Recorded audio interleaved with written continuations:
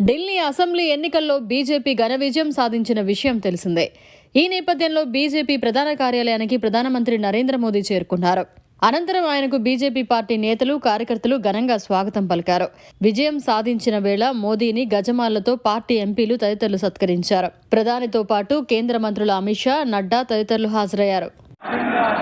మోదీ మోదీ మోదీ మోదీ మోదీ మోదీ మోదీ भारत माता की श्री नरेंद्र मोदी जिंदाबाद मोदी मोदी मोदी मोदी मोदी मोदी मोदी मोदी मोदी